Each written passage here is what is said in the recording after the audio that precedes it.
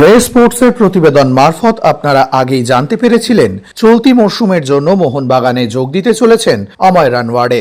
সেই খবরেই শিলমোহর পড়ল। রবিবার সকালে মোহনবাগান সুপার জায়ান্টের পক্ষ থেকে সরকারিভাবে ঘোষণা করা হলো অময় রানওয়াড়ের নাম। 2025-26 মরশুমের জন্য সবুজ মেরুন জার্সি গায়ে চাপাতে চলেছেন তিনি। ইতিমধ্যেই আপনারা জেনে গিয়েছেন, চোট পেয়ে গোটা মরশুমের জন্য ছিটকে গিয়েছেন মোহনবাগানের গুরুত্বপূর্ণ রাইট ব্যাক আশিস রাই। ইতিমধ্যেই তার চোটের জায়গায় অস্ত্রোপচার হয়েছে। চলতি মরশুমে মাঠে নামতে পারবেন না তিনি। আর সেই কারণেই আশিস রাইয়ের বিকল্প হিসেবে অময় রানওয়াড়ের নাম ঘোষণা করল সবুজ মেরুন টিম ম্যানেজমেন্ট। অময় রানওয়াড়ের মতো অভিজ্ঞ ডিফেন্ডার মোহনবাগানে যোগ দেওয়ায় সার্জিও লোবেরার দলের রক্ষণে গভীরতা বাড়ল।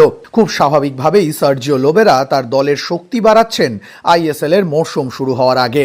এর আগে মোহনবাগান জার্সি গায়ে 2018-19 মরশুমে মাঠে নেমেছিলেন অময় রানওয়াড়ে, কিন্তু সেই সময় খুব বেশি ম্যাচ খেলা হয়নি তার। এবার কি সার্জিও লোবেরার দলে গুরুত্বপূর্ণ ভূমিকা পালন করতে পারবেন তিনি? সেই প্রশ্নের উত্তর মিলবে আসন্ন আইএসএল এ। মহারাষ্ট্রের ফুটবলার অময় রানওয়াড়ে মূলত রাইট ব্যাক। মোহনবাগানের বর্তমান দলে রাইট ব্যাক এখনো পর্যন্ত সঠিকভাবে খুঁজে পাননি সার্জিও লোবেরা। বলাই যায় আশিস রায়ের বিকল্প হিসেবেই অময় রানওয়াড়েকে দলে নেওয়া হয়েছে। 28 বছর বয়সী এই ডিফেন্ডার অবশ্যই সার্জিও লোবেরার দলের রক্ষণকে ভরসা দিতে পারেন।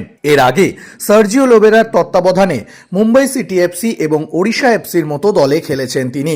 তাছাড়াও মুম্বাই সিটি এফসির শিল্ড চ্যাম্পিয়ন দলেও ছিলেন অময় রানওয়াড়ে। ফলে সার্জিও লোবেরার খুব কাছের ছাত্র তিনি।